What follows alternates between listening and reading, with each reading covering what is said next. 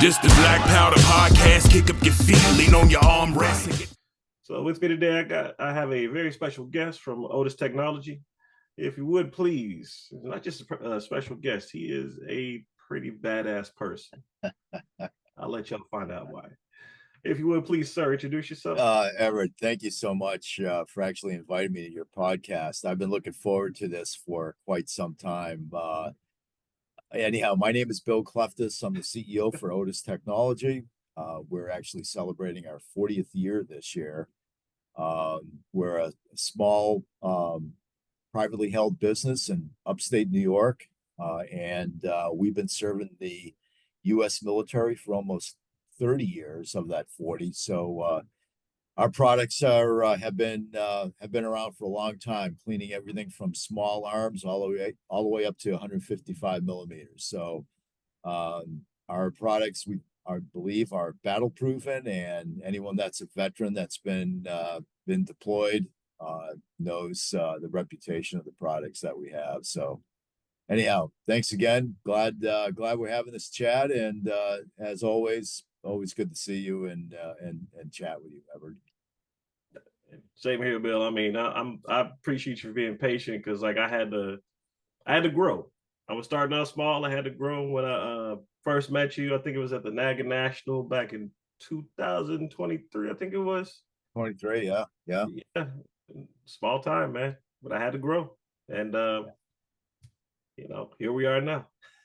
Well, it's funny. I tell all new shooters, we all start at the same place, one trigger pull at a time, and some of us have just pulled the trigger a lot more times than others. But you know what? We all start at the same place.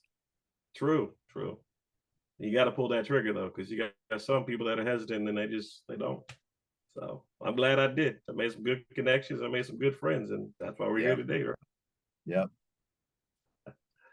But we'll go ahead and begin with one of the most important questions, I think. What inspired you to join Otis Technology, and how has your journey been so far as a CEO? Well, it's kind of funny. I've been in the I've been, ever since I've been a kid, I've been interested in firearms, and whether I've been hunting or trap shooting or just shooting in general. From a professional standpoint, I've actually been in three major industries before I joined the firearm industry. I was in the HVAC industry, designing and building boilers and air conditioning equipment. I was in the medical device industry for a short stint. Then I was in the rail industry with a company that was multinational, where we produced braking systems for locomotives.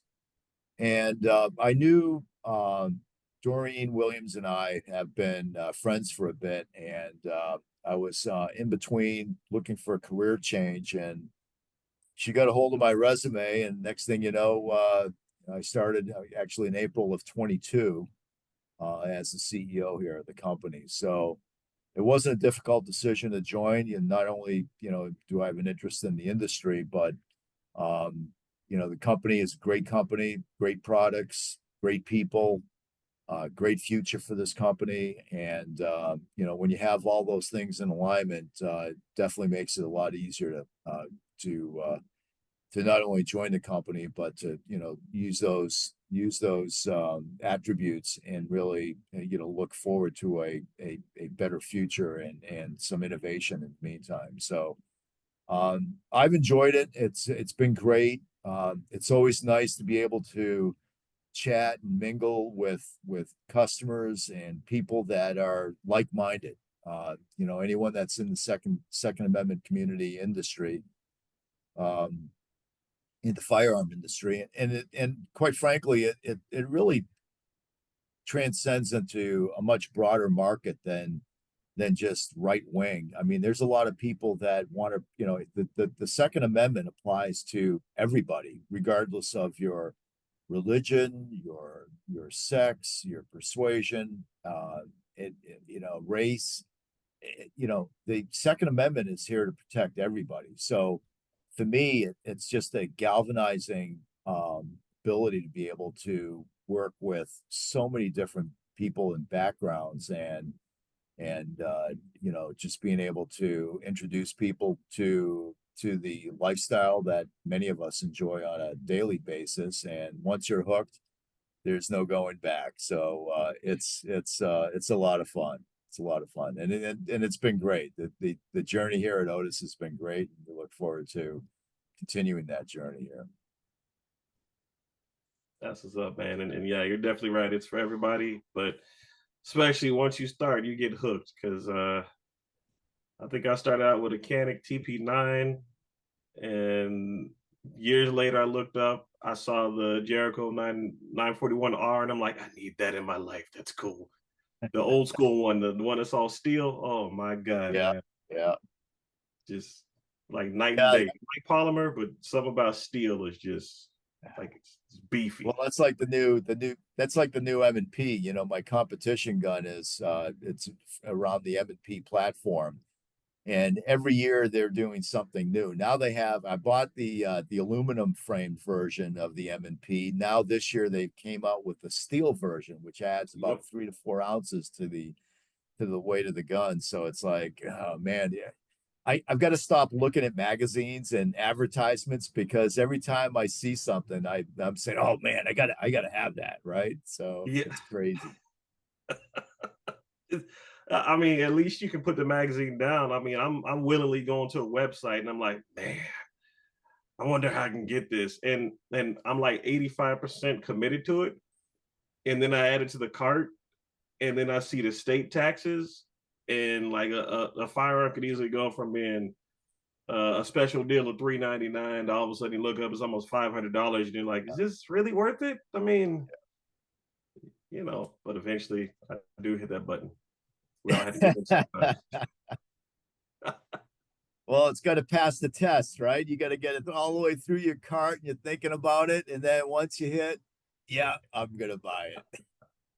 Yeah, it's like I mean, sometimes it's like you just got to turn away and hit the button and hope for the best, man. And, you know, I think God is talking to me sometimes, because like there's been times I hit that button and I know I have money on the card, but then it'll say there's something wrong with the card information. So I'm like, maybe it's for the best for Yeah. now. Yeah. Well, I tell everyone, when I die and all my guns are at the garage sale, my kids will be able to sell them at the garage sale. So not really, of course, but Yeah. Put those in a trust or something, man. You know, just yeah. who knows? Someone could be become like family heirlooms or something. You know, they might be worth more in the future. Yeah. Well, I mean, that's the way when my wife says, Bill, what are you buying another gun for? I said, honey, this is for you. You'll be able to, you'll be able to trade these in for, a nice purse or something, after I'm dead and gone. So, oh, in that case, okay, good. With this one gun, you can buy 5 purses. Yeah. Yeah. Yeah, they'll learn one day. But so, how do you balance innovation with maintaining the legacy of family-owned company like Otis Technology? Well, that's a good question. For years we were known as the breech to muzzle cleaning solution, and where we used traditionally using a cable system from way back, and that was a consequence of the story that started Otis back 40 years ago is Doreen and her dad went hunting one day, and she had accidentally buried the muzzle of the gun into the dirt and didn't have anything to clean it while she was out in the field.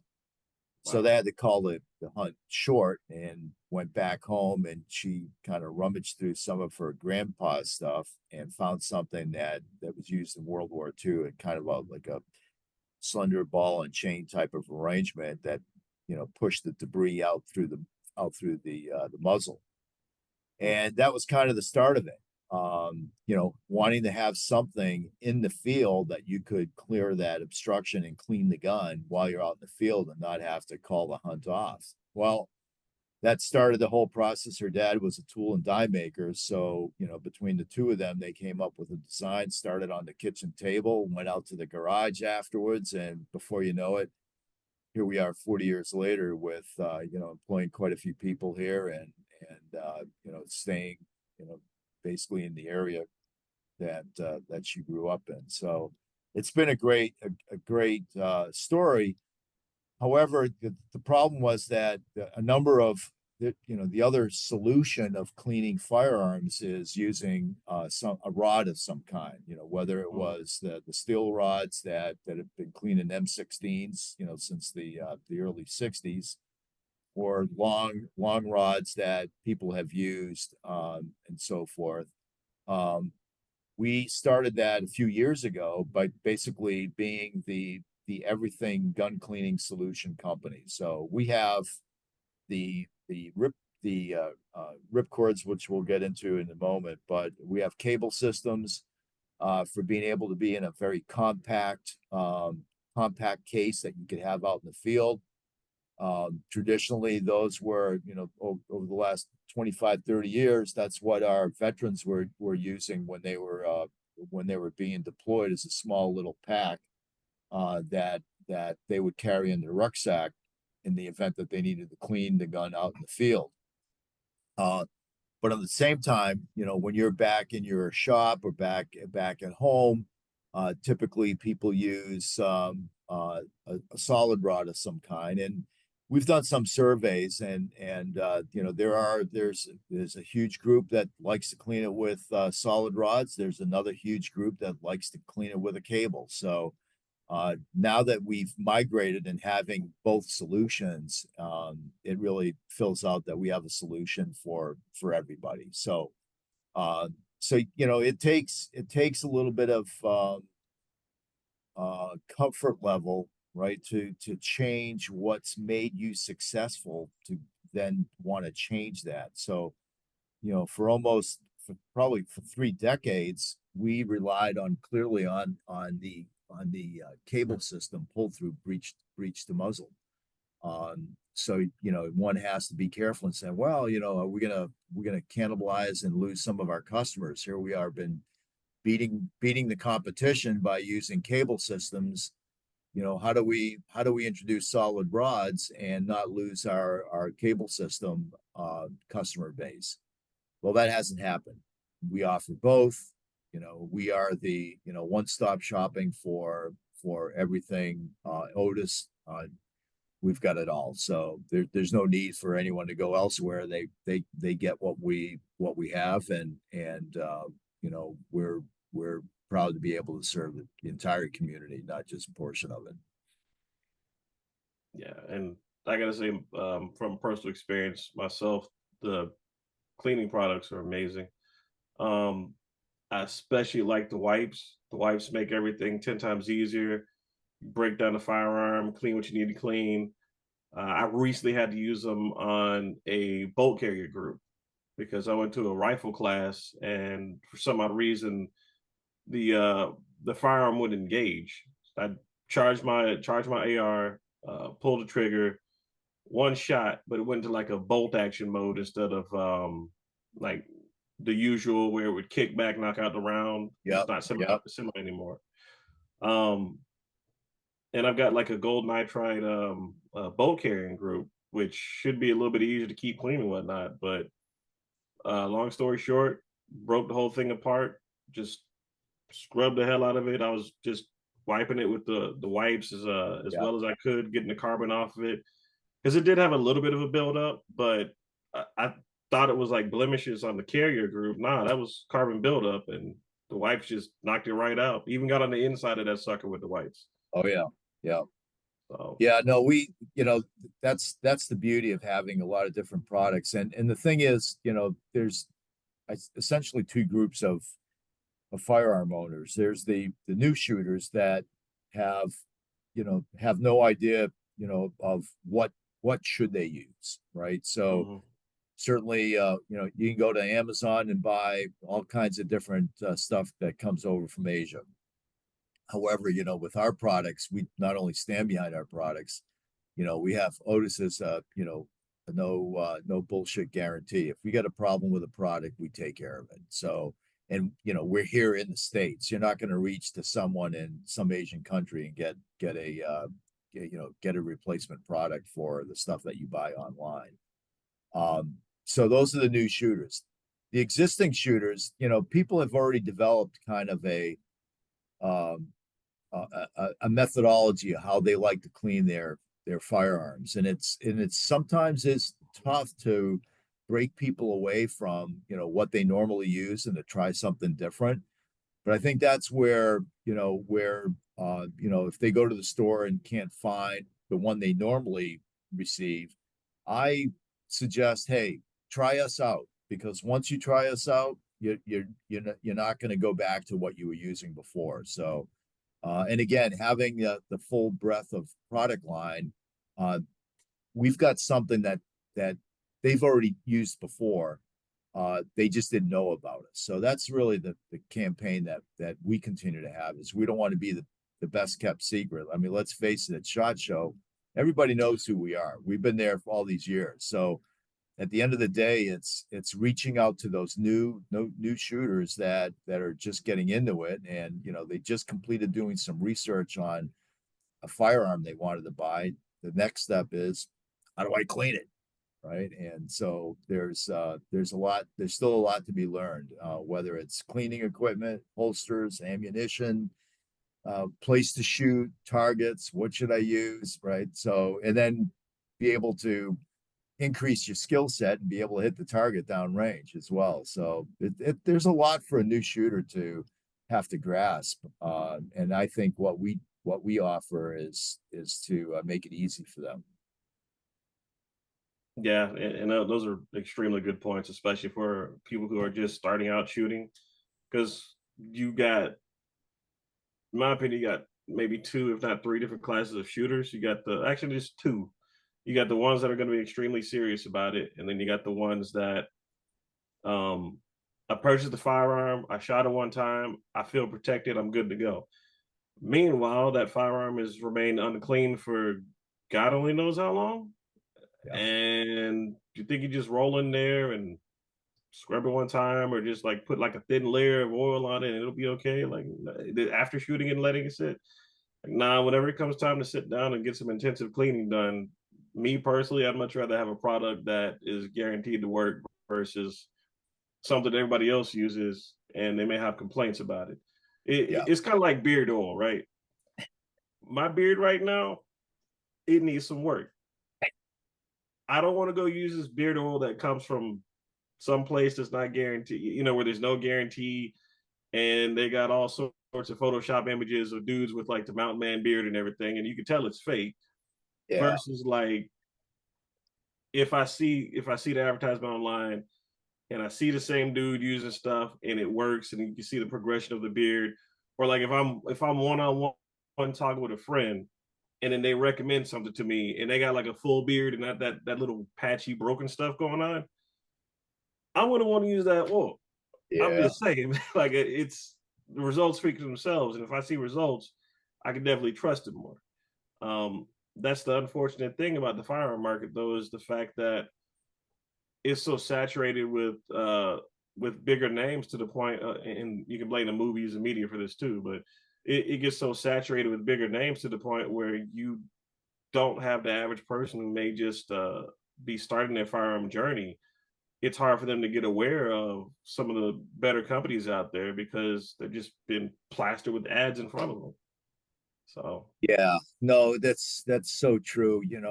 I do locally. I teach a lot of CCW classes for New York State, and I go through a lot of the basics because I want our community to grow. It's more than just being an instructor. It's really trying to be an advocate for our Second Amendment rights, and turning this lifestyle that we have to improve the lifestyle of everybody. And one of the things we're kind of talking about cleaning and so forth. So one of the things that I stress, your EDC absolutely needs to be maintained, needs to be reliable in case you ever need it. There should be no question on whether that EDC is clean or properly lubricated, because if you have to stop a threat, that gun has to operate as designed. I'll be honest with you, some of the guns that I have, I might shoot it more than once and not clean it until after the second or third time. A lot of these guns will operate properly. Now, not when I'm off to a competition, that's a different story. It's completely taken apart, cleaned, lubricated, and so forth, get ready. But, I shoot pretty frequently, and the gun will operate for lots of rounds. I don't necessarily have to clean it each and every time, but I mean, that is blasphemy. The company that I work for, you should be cleaning it every time, right? But the thing is, these are the types of things that users will recognize once they start to play around a little bit. But there is absolutely with the EDC, even if you don't shoot it. One of the things that I've noticed, I'm appendix carried with my EDC.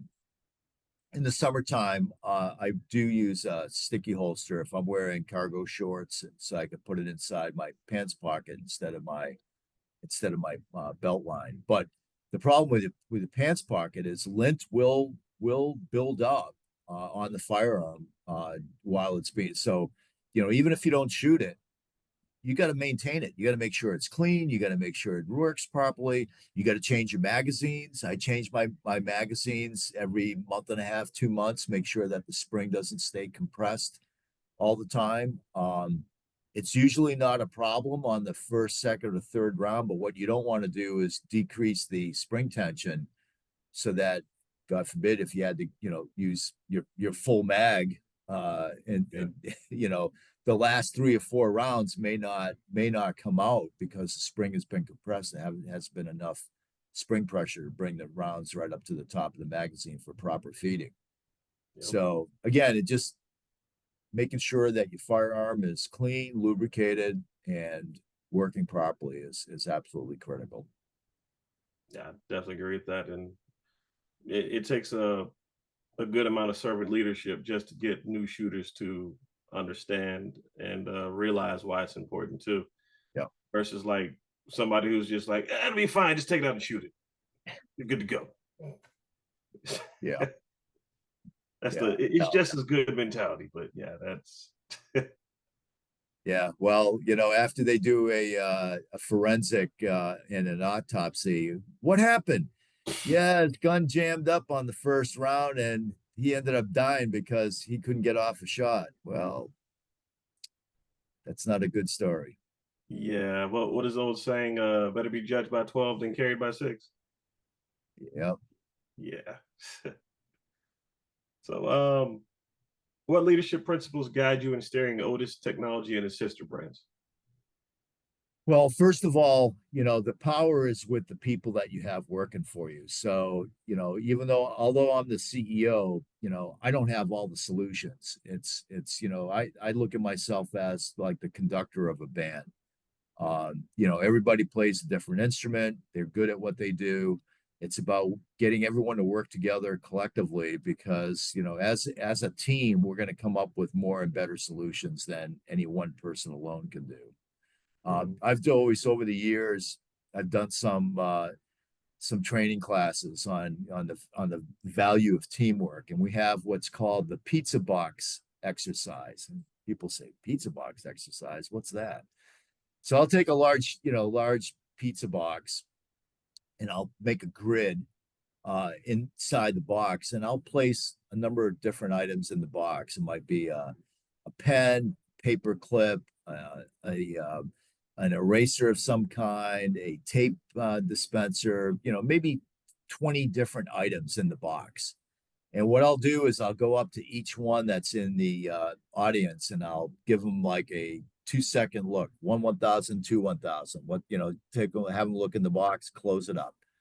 Mm-hmm. And I'll go around to each individual and do the same thing. And then the next thing I do is I say, okay, I want you on a piece of paper to write down everything that you thought you saw. And when we go through that, not a single person was able to identify all the items. However, when we started going around the room and placing them on the board, the team together could get all 20 items. So Nice.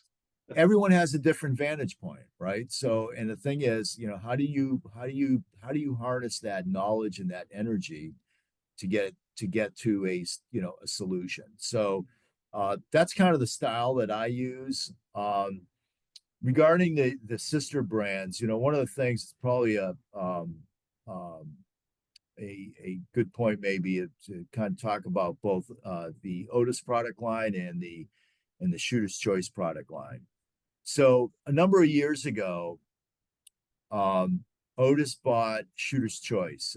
They've been around for about the same amount of time, and we primarily bought them because of the chemicals. This is about 7 or 8 years ago, so it was before I came on board. Mm-hmm. And they basically were kind of buying their chemical product line. And in the meantime, there was really not a whole lot of movement on, how do we make the best of it? And when I first came on board, that was kind of a big question that I had is, how do we dovetail this product line into our standard product line? So I kind of, I've come from a number of different companies in different industries, as I said earlier. And I've been with companies that have had multiple tiers of products. Kind of the GE model back years ago was good, better, best, right? How do you offer all three? And in the innovation or development portfolio, something that was in the good category was a result of some new technology that would happen in the best, better or best. So, today's best might be tomorrow's better because you're taking that technology and moving it downward. Well, it was pretty clear to me that we needed to have a two-tier product offering because Otis will always be the number one product line that we have. We make it here in upstate New York, and it's been battle proven, been around for a long time. That will always be a top tier product line. But not everybody has the affordability to want to spend, that amount of money. I mean, it's not that much more, but it's enough where, someone that's in a farm and tractor store or a hardware store or so forth that only cleans their gun once a year, that's just before hunting season, they don't really need a what I'd call a Cadillac product line, right? This way here they can, what would they buy? Well, unfortunately, there's a lot of stuff that's been coming from Asia. So we kind of developed our version of the best value brand, and that's the Shooter's Choice product line. What we've done is we've designed a few items that we have an Asian country make for us. We combine it with some of the stuff that we do here, and we have a price point that's close to some of the things that you see online on Amazon, so that we can compete at that what I would call a lower end market. And our product, because of the design as well as the additional items that we add, we believe that we have what I call the best value brand. So Otis at the top, the best value brand, Shooter's Choice here, and everything else that's out there in the marketplace is below that. So we're pretty proud of that. The response has been great, and there are customers that recognize the value of the Otis product line, but they just, what, I only clean my gun once a year. I'm okay with the Shooter's Choice product line and not have to spend, more money for it. So yeah, it's been a great success story. The response has been great and continues to grow that part of the business. Yeah, I think eventually I got to work my way down to the Shooter's Choice brand because I've been, ever since meeting you, I've been using Otis Tech products. And even when I had a Christmas giveaway, I gave away Otis Tech products. I think I gave away, let me see, a couple of the universal cleaning kits. I think two were for handguns, and then some of the prizes I had, they got kind of behind because life is always fun. So as an end result, I ended up upgraded it to I think it was a universal cleaning kit it was in a big case. I think it was like for rifles. So Okay. Was it the plastic case or was it the canvas case? it was the canvas case. Okay, that's our elite. That's our elite product line. It's kind of, yeah, it's the everything case, canvas case. Yep. Great Okay. Christmas present, right, for people, or Father's Day's coming up too. Those are the options and stuff. But again, it all depends. The thing, like in my case, my 99% of what I shoot is 9mm, whether it's a PCC or handguns. I used to compete with 45 caliber, and then obviously during hunting season, I'm a bow hunter, starting black powder this year as well, and then get into rifle season as well. So, yeah, we've got something for everybody. Yeah, true. I'll probably go back around and get one of those, the elite case though, because like I said, products are great. Working my way down to shooter's choice, but it is hard to put down the Otis Tech stuff, man, because I've tried other stuff, not gonna name anything. Yeah, plus I don't really like bore snakes too much. It feels like it'll break off in the gun. I don't know what it is. It's just the way the material is versus the Ripcord, which is like stronger, 10 times better in my opinion, and guaranteed to work. And I'm not trying to I'm not trying to shoot an ad here. It's just like personal experience. I know what I like and I trust it. Well, we're pretty proud about the Ripcord product line. We have a patent for it. I've had it for a long time. I'm going to be having it for a number of years going forward. But what we like about it is basically a cable. So how it's constructed is we use aircraft cable that we then mold a rubber coating that's expanded beyond the diameter of the cable between my two hands here. This happens to be a 9mm ripcord with some basically textured rubber underneath the what you see here covered in a Nomex. Nomex that we weave here in Lines Falls is good to 700 degrees Fahrenheit.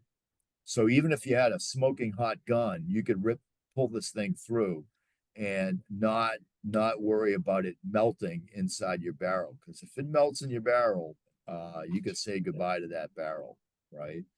The other thing that's kind of nice about this is that you could still attach, if you want, you could still attach a brush on the end of it and still get a brush effect that that you can add to the process. So it becomes really easy to, and I would suggest that people go to our website. We've got a number of different videos on the use of the ripcord. You can, throw it through the eject. You don't even have to take the gun apart. You could, on a pistol, you could put it right in through your ejection port and have it come right out through the muzzle. You do that 2 or 3 times, cleans it up. You could come up through the grip and rotate it into the muzzle, into the chamber, which cleans your feed ramp. So it's, I have one of these in my range bag. I will, if I'm at a competition, I'll run it through between stages, just to do a quick little clean before going on to the next stage. It just makes for really quick cleaning, and quite frankly, that would be sufficient. If you're using your gun, again, EDC, I'm an advocate that you really take the time to clean it. Yeah. But on your other guns, you could run this through here, 2, 3, 4, 5 times before taking it apart again. So it's real handy arrangement. We're huge fans of it. I've got I've got a number of these in lots of different places. So I'm a huge believer in the Ripcord. It's effective. Yeah. um, you have a great team assembled to represent Otis Tech and the Shooter's Choice brands. How do they make brands shine, and what was the selection process for your team members? Well, everyone here, we're especially both our production workers and even our folks that are here, our salary folks, they live in the area.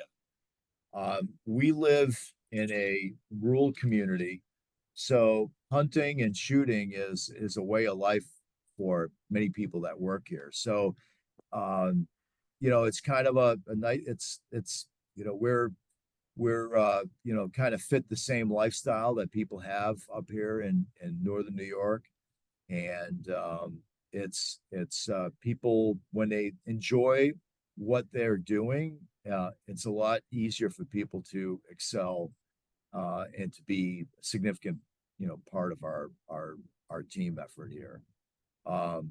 We don't ask them questions like, what do you think about guns? That they know what we do. So they're, if they're interested, they'll apply for the ad and so forth. But it's no different than really just any employer. You're just trying to find the best people that fit the culture and can contribute and help to make Otis a successful company. And that's true for all businesses. Just finding the right people can sometimes be a challenge, and especially ever since COVID, that's been a very difficult thing to do.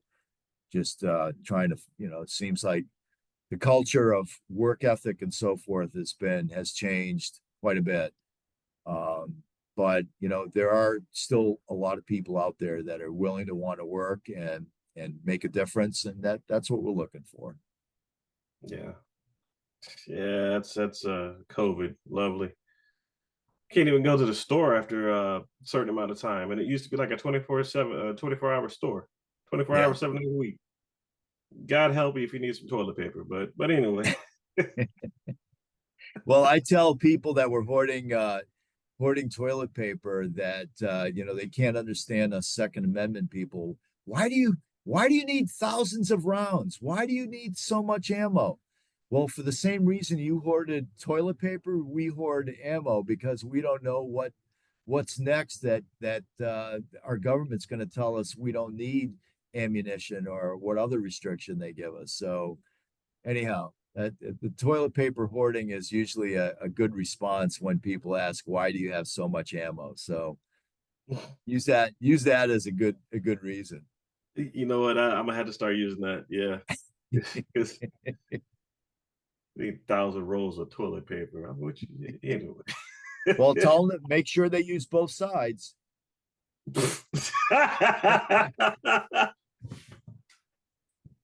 Yeah, if you know anybody personally like that, you need to go get some new friends, because that's it's like trying to reuse your underwear by flipping it inside out. Like, all right, this is the fresh side, good to go. Yeah. And you wonder why nobody wants to come and visit you. Oh man. So I know recently Otis had released a suppressor cleaner and an air gun cleaner as well. Yep. Is it possible to share any upcoming innovations or products that they're maybe coming up, or is that kind of like no, I can't really do that, because I don't want the competition to get a jump on us. But no, both the suppressor cleaning kit and the air gun cleaner, they were, as well as muzzle loading. We came out with a muzzle loading. I mean, these are, they have been products that they've been asking us for quite some time. And especially the suppressor cleaning kit, and it's been a huge success. I mean, all three of those at SHOT Show was a big hit. A lot of folks were looking forward to it, and a suppressor and the air gun cleaning kit those are available now. The muzzle loading kit, I think, is another week or two before we get that out the door. But all three of them have been huge success. And, we really haven't been in, some of our adjacent products, like air guns. One of the key things about air guns, and hopefully, people that watch your podcast know that you can't use regular oil on an air gun. The rubber seals and so forth that are used in air guns will deteriorate as a consequence of the hydrocarbons that are used in oils. So we actually introduced silicone gun oil with the air gun cleaning kit. That's exactly what you need to use to make sure that you don't have problems with the air gun cleaning kit. So that's been a huge one. The suppressor cleaner has been huge, and even the muzzle loading. Everyone that has a muzzle loader, majority of them also own other firearms, so they already know what products we have and they use. I never understood why we never, took on muzzle loading. It's really been a kind of a whole different industry, standing on its own without a lot of crossover, and we're glad to be offering products within that space. So it's pretty exciting. I think the fact that we're in different types of products than we normally have is a sign that we're always interested in serving what the customers are needing, and what we listen to our customers, because they're the ones that provide us with paychecks every week. Yeah, and that's important. It's extremely important because sometimes you'll have companies they'll throw some. Yeah, I got to bring it up even though I hate it.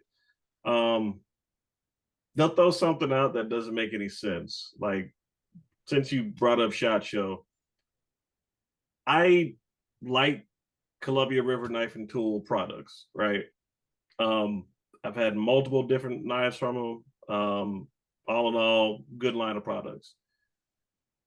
I'm still confused as to why the hell they came out with a kinetic axe that's literally like a folding axe. So it starts out like a little sheath, and then and it turns into a hatchet. Huh. Who asked for that? I'm sorry. I just look, if it works for somebody, great, but I don't think the average consumer base is looking for a pocket hatchet or whatever you want to call it. And it's maybe it's a backpack. Maybe they, maybe for the outdoorsman looking for something. I'll tell you, Everett, I sometimes have to control myself because I am, as a competitive shooter and, a three gunner. I mean, I do a lot of stuff, right? And if I've got to be careful that I don't try to influence our product development process to the point where I'm only in, my experience that those of us that compete, we're a much smaller segment than the 1 or 2 million new shooters that are coming into our space every year. They're not interested. They don't need something that I may be interested in. So I have to be careful that I don't take on a force feed a new product idea that may only appeal to a small portion of the entire market. It's really what's important to the large part of the market to make sure that our development efforts we're spending our money where it makes sense. So it does require, there are projects that some of my sales folks are, want to pursue.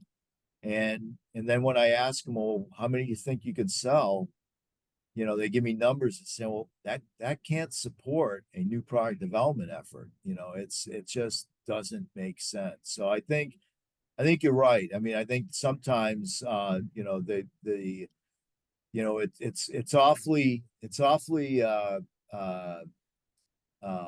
attractive right, to come up with some really neat stuff, right? But, as a CEO, I'm responsible for taking, the precious resources that we have and making sure that we're using them in the proper ways to get the most out of that investment. And, I've got a board of directors that I have to satisfy. So, I've got to make sure that I'm doing my best and making sure that I'm managing their assets properly. So, yeah, you really need to know your customers. You've got to listen to your customers, and you got to really know your customers, because being misguided, we saw what happened with Bud Light when they misread their customer base.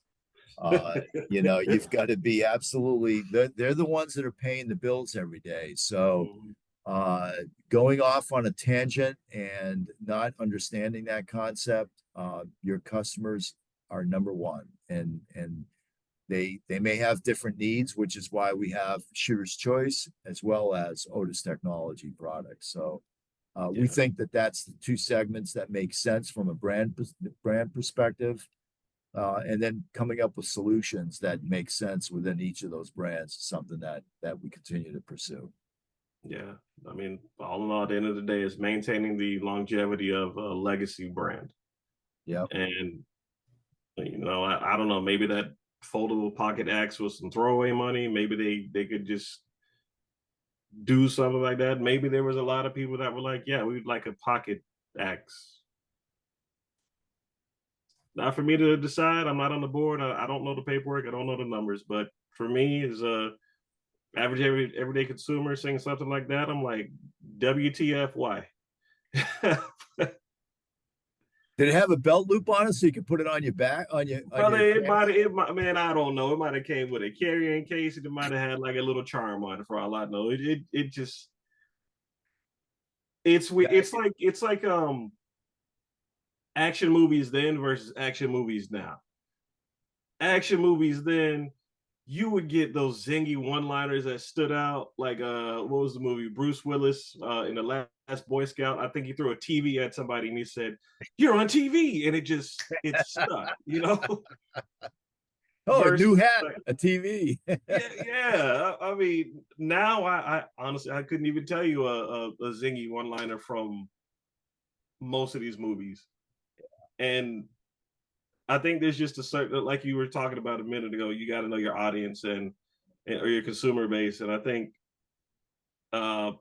sometimes you might have businesses, or since I'm talking about movies, you might have movies that think it's okay to embellish a little bit, because God, I can't remember the name of this movie that came out. It was a Netflix special, but it was funny because it had Russell Crowe, and Russell Crowe was doing his best John Goodman impersonation. He literally looked like John Goodman. They couldn't hire John Goodman. They got Russell Crowe to play John Goodman. But nonetheless, Land of Bad, that's what it's called, Land of Bad. Okay. So the movie was so horrible, they kept having this fighter jet just do the afterburners like repeatedly, because it was just, action afterburners. Yeah. He did it at least 5 to 10 times in the movie for like a small area that he was literally danger close with. So it's like you're burning the afterburners to go danger close to drop missiles. I mean, it was just, it was all action, but it didn't make any sense. Yeah. Yeah. Oh, it's like a lot of movies. More explosions, the better, right? Yeah, Michael Bay effect. Just I don't even know anymore, man. It just, whatever y'all gonna do, just okay. Speaking of trends that would shape the future, what trends do you see shaping the future of firearms in the shooting sports industry? Well, one of the things that I do like is that as of now there are 29 constitutional carry states. Back I think besides the state of Vermont has in their constitution the ability for people to have pistols. So that doesn't count. But I think it was in 2004, Alaska was the first constitutional carry state. And I think that the pressure, the rescinding of the of 10-year of the assault weapons ban back in, from 1994 to 2004, I think 2005, 10-year. And I think all the other the pushbacks that a lot of states have experienced on a lot of things that the ATF and the federal government has done is we've got 29 states that allow people that live in their state to that no longer need a permit to be able to carry a pistol. They still have to pass a NICS check, so they still can't be felons, and they still have to go through the NICS, the whole National Instant Crime check to be able to buy a firearm. But I think that's created a much broader appeal for people. Even during COVID, I was able to do concealed carry classes via Zoom. A lot of the local judges in upstate New York in the counties allowed for training to be done during COVID remotely. So and quite frankly, between 65 to 70% of the classes or the participants in a class were females, much different than the 10 to 15%. When I do in-person classes, 10 to 15, sometimes 20% are females.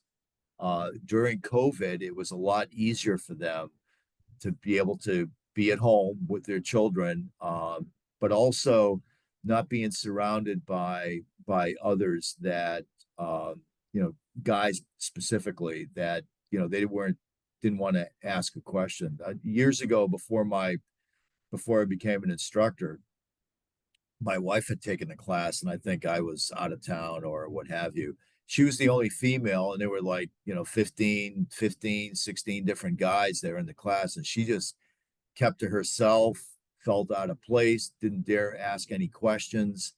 If we want to be an inclusive community, we really need to open up and recognize that there's lots of different people out there that want to own firearms and want to get trained.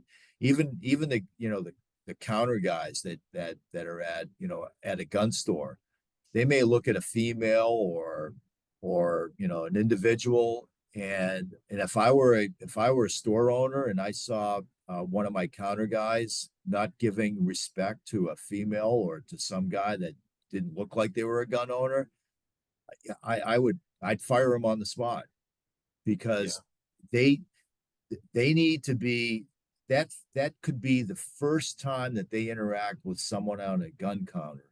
They want to feel like that they're being accepted into this community. And if you treat them like crap, guess what? They're not going to come back into that store again. They're going to go to the store that has listened to them, has been helpful, giving them lots of opportunities.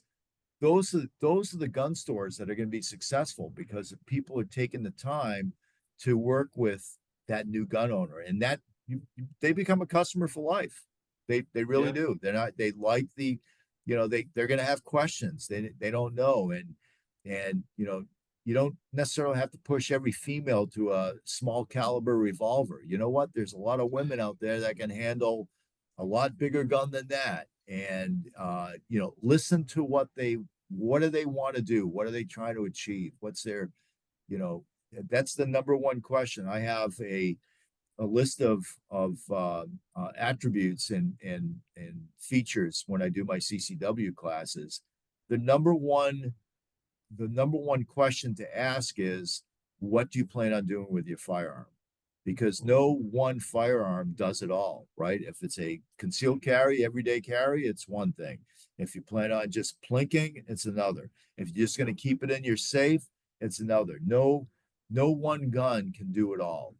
So one has to be aware of that, and really just take care of taking care of the customers. And so from a trend standpoint, I think that we see this ebb and flow all the time of AR-15s. When they become popular, everyone's got one, and back in 2022, 21, 22, 23, everyone was buying ARs, right? It was definitely a peak.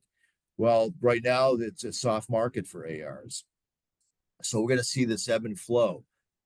Revolvers for the longest time have been decreasing in numbers. Everybody wants semi-automatics. Me personally, the last few years, I've actually started taking an interest again in revolvers. So, one of my competition guns is a Smith & Wesson 929. It's an 8-shot 9mm Jerry Micklick competition gun. It's my fun gun. I love shooting that. It's something a little different. Lever action rifles, right? You see a lot of lever action rifles coming out. Same thing with bolt action guns are coming out. A lot of precision shooting, PSC type stuff. Shooting at over 1,000 yards. So things are have an ebb and flow to different things that are going on, and there's lots. And the last thing I'll say is that back in the 80s, the gun that you spent $2,000 or $3,000 for at that point, you can buy the equivalent performance today for about $500 or $600, because the machining capabilities that exist today weren't around back in the 80s. So lots of innovation that's gone on in the last 20 to 30 years. Lots of different holster companies that have come up with all kinds of different solutions. Just in general, I think the amount of innovation that will go on in the years ahead will help to continue to grow the industry, to come up with new ways of doing things, and again, having to listen to those customers and seeing what are they really interested in, being able to produce things that they desire. And yeah, you're absolutely right about the ebb and flow of firearms. I don't know why, maybe it's the Texan in me, but I really want to get a lever action. And I've already got a revolver. I think I got a Taurus tracker and a 44 mag, but I just want to get a matching lever action to go with that 44 mag. That way it's like compatible ammo. So, if I got to go all yeehaw on somebody that's trying to break into my house, at least I got two options, Yeah, I actually, it's funny because years ago, actually, one of my first guns was a Marlin 22. Nice. And that's killed lots of chipmunks. But I'm actually considering a 357 Magnum lever action. There's some options out there. I mean, I've got a couple of 357 handguns, and I like the lever action. It's just that for hunting inside of 100 yards, a lever action is fine. And you don't need a 45-70 might be a little too much, but it's everyone's got a different need, and whatever's out there, we got cleaning equipment for it, so you can always come. Rest assured, Otis has something to clean your firearm regardless of what it is. Well, so here's something else I was actually thinking about on that same question. Because the court rulings have been very interesting lately, especially with major attacks on the Second Amendment. Do you think the future of the firearms industry will be adversely affected, or do you think it'll potentially open up new legislation laws that could help firearm owners? Because right now there is a case that it's basically said that suppressors aren't protected underneath the Second Amendment. So it may seem like negative literature, if you will, or negative wording of it. However, in my opinion, it puts it in like a gray area. So you're saying that a suppressor that is a optional part of a firearm, but nonetheless still part of a firearm, is not protected underneath the Second Amendment. So now that basically can make it seem like you can either have suppressors banned, or now you can purchase suppressors like normal because it's not underneath the Second Amendment. It's just a product. I can go and get uh an oil filter, make it a suppressor if I want to, underneath what you're telling me. So what do you Yeah. think about things like that affecting? Yeah, so I've been following actually there's a number of things. So number Mm-hmm. one about suppressors and the 1934 Gun Control Act, at that time, suppressors were not originally on the list of items that they wanted to control. You know, Mm-hmm. of course, short barrel rifles, machine guns, and so forth. But semi-automatic pistols were actually on the list that were going to be hit with a $200 tax stamp, and it was really just at the towards the end there was a bait and switch that said, "Fine, we'll have suppressors, we'll have suppressors added to the list. We'll take semi-automatics off the list." So that was in 1934. Um, what what I one of the things, and that's again, it's a recent challenge to why suppressors are on the NFA, or why they're NFA items. One of the things that the one of the judges on the the Ninth Circuit 3-member board recently came out with a video of his dissent, and he really I thought made a great case of the fact that you know uh, they were trying to make the magazine, which is a component of a gun, Mm-hmm. illegal. That Yeah. it needed serial numbers as well, and he was taking, well, what else would be serialized?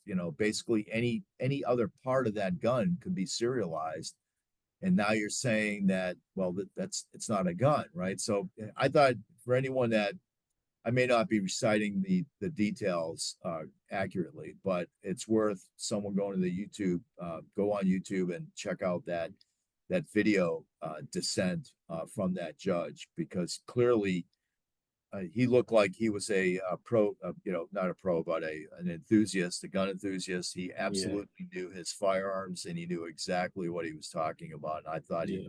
put together a really good argument. I am a little disappointed that the Supreme Court hasn't ruled on a number of things after the Bruen case. Um, we up here in New York State, things are actually worse for us after the Bruen case, because once the Bruen decision came down, New York State came back with 2 or 3 rounds of really of laws, state laws, that made it worse for us residents here in New York State. And uh, I would have expected that there would have been already some cases that should have gone to the Supreme Court and so forth. Same thing with the assault weapons ban in the state of Illinois, and lots of different things. I'm also looking to see what's going to happen with the ATF. The problem is with the ATF, again, they can't make law that didn't stop the Biden administration. The laws really have to be changed by Congress. So I don't know what's going to happen.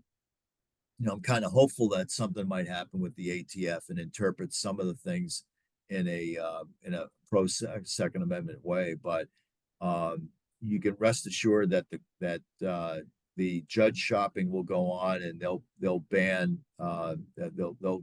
every solution that may come up as a consequence of having Trump's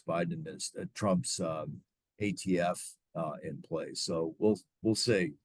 Um, there's still a lot of people at the ATF that are from the old mindset, so I'm not sure anything's really going to change much, at Yeah. least in the near future. So again, we just got to keep making sure that everyone jumps on board when even here in New York State, if every gun owner actually came out to vote, we'd have a different consequence at the polls if we had every gun owner come out.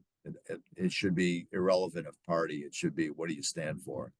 Yeah, especially if you're in the mindset of standing for the safety of your family and your household, because there's probably been cases where somebody tried to apply for the carrying permit in New York, and because of the sentiment that some of the politicians have, I mean, I don't know if it's gotten better or not, but it would take months, if not almost years, for them to be approved for it.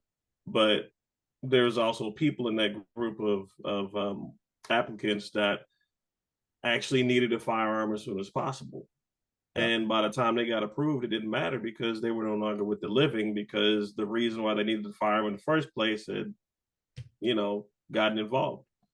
Yeah, I mean, even it's so down in New York City, Suffolk County, Westchester County, and Nassau County, they basically have to renew their license every 3 years. So, you're taking something that, why are you doing that? I mean, there was a time before the 2013 SAFE Act here in New York State, the permit was good until revoked. So there have been people with their permits for 3 or 4 or 5 decades that never had to do anything about it. Now, every 3 years, if you're a concealed carry, you need to recertify. So you got to go to the New York State Police website and recertify that I'm here. Really what they're doing is creating a database and making sure that they cross the whether you've been a felon, but since you got your pistol permit, whether you become a felon since then, and then they can come and take not just your pistols, but take your long guns away as well. Yeah. So again, it's, we're in a very restrictive state. It's no, very much the same like in California, New Jersey, Massachusetts, Illinois. What's the common element there? We don't have to say it, but we all know what that is. Man, we doing okay on time, or? Yeah, I mean, I got a few more minutes. If I think we covered most of your questions, haven't we? Or Yeah, I'd say so. Let me see. You mind if I ask you 2 more? Just make sure I don't have a meeting. I know you're a businessman. You have business to do. I'm good. Yeah, I'm good. Go ahead. Let her rip. All right. Last 2 questions. Let me see. If you could give one piece of advice to new firearm owners, what would it be? One piece of advice?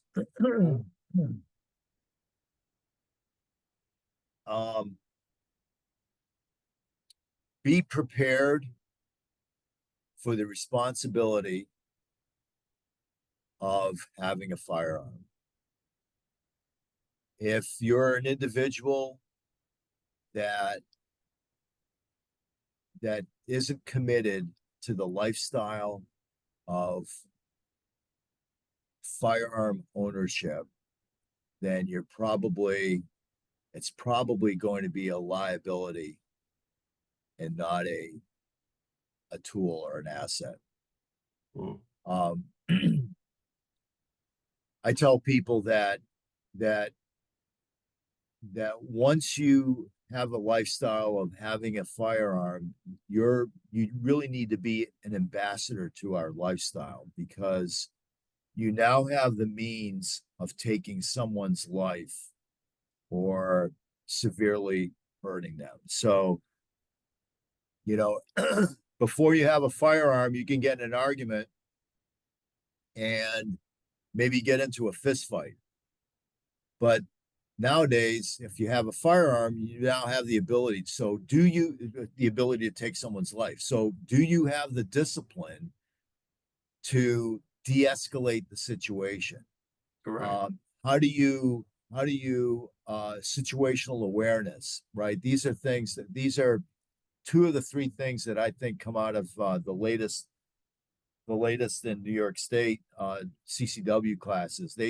back in when the Bruen Act came through, one of the laws that they changed was that everyone that wants their concealed carry in New York State must go through a 16-hour classroom session and a 2-hour live fire session.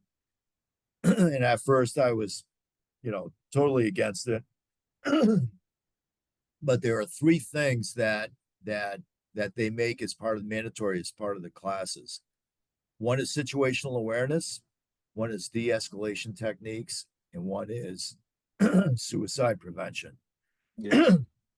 And those three things, whether you have a firearm or not, I think are important concepts to learn regardless, right? Because no good things go on at 2 o'clock in the morning.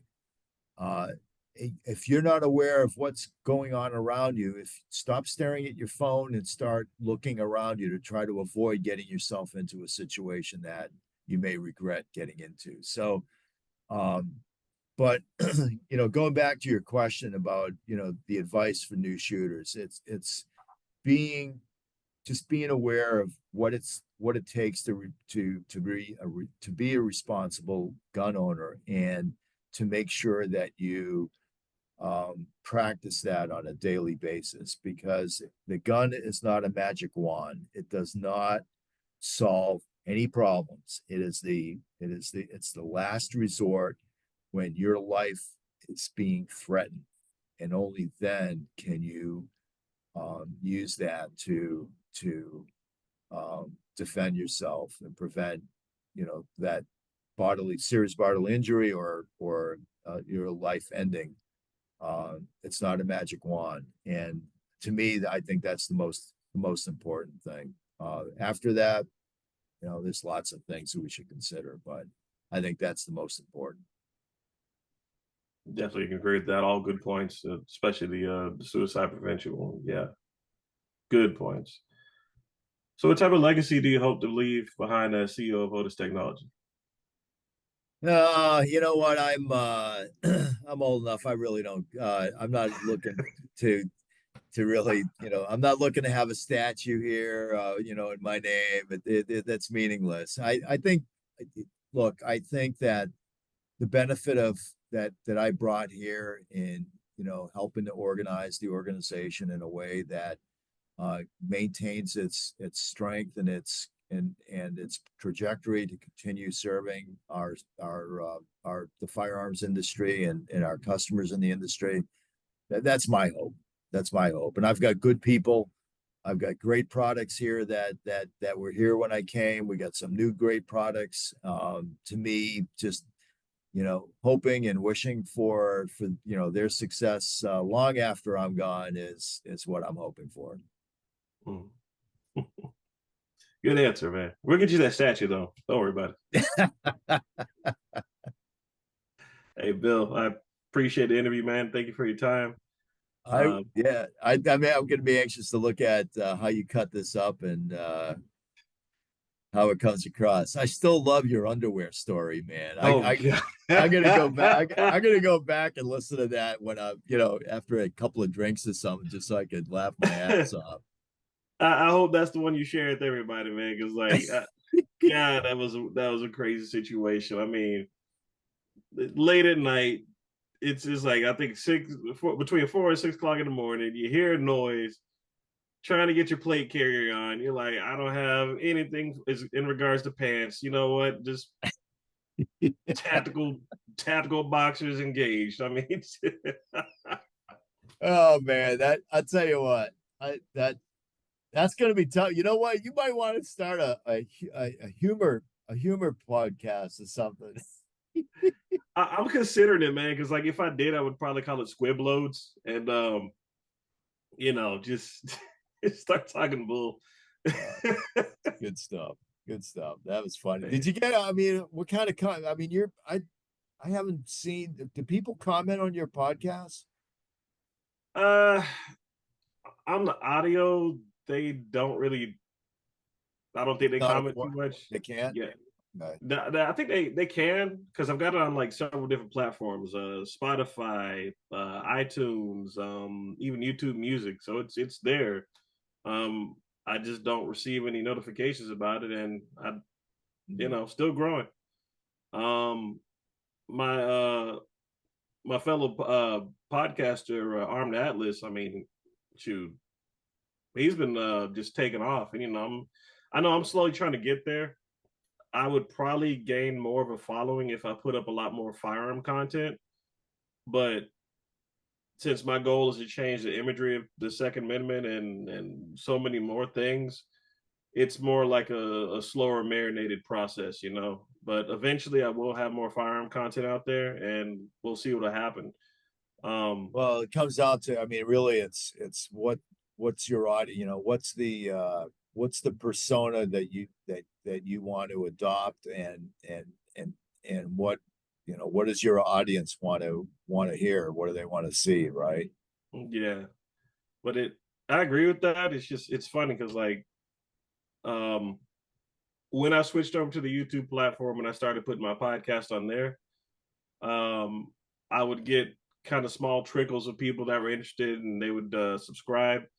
But it wasn't until I went to SHOT Show last year, and I put up a short of the mechanic prime before it was released. That video just started getting clicks. Interesting. I think, yeah, I think my it may be my best video right now, because I think it's easily gotten over 100 views. It may be 1,000 at this point, but it's kind of funny because it's just a YouTube thing. You put up long form format and talking about firearms and discussing certain things going on with firearms, and people are like, yeah, okay, cool. But as soon as you flash a firearm, what's that? I gotta get it. Wow. And then they subscribe and they take an interest.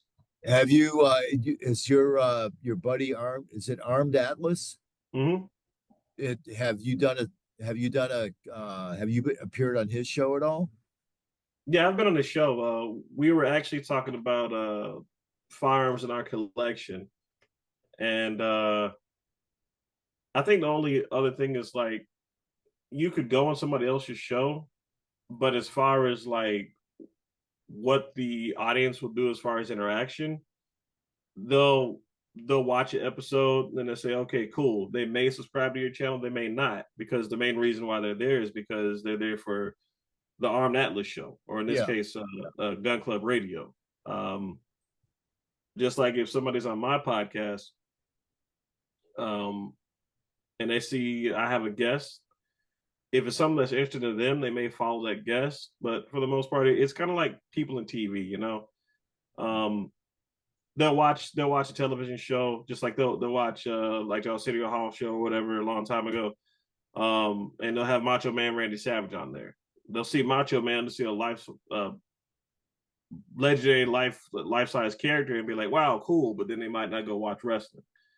So it's all up to whatever they're interested in and whatever the hottest topic is. Because that Canic Prime video took off, and with the reception that it's getting right now, good, bad, indifferent, ugly, whatever, people are talking about it. Yeah.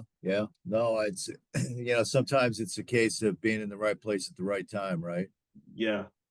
It's just like fishing, man. You cast one line, you might get a bite. You cast a couple of lines, you might get a couple of bites, but you got to figure out what's going to make that net work, whatever you can afford it net. So yeah. But that's the goal, man. All right, well, keep at it, man. Let me know. Text me when this drops. Definitely, I will definitely let you know. All right, my man. Thanks good again. To see you again. Yeah, take care. Yeah, same here. Bye.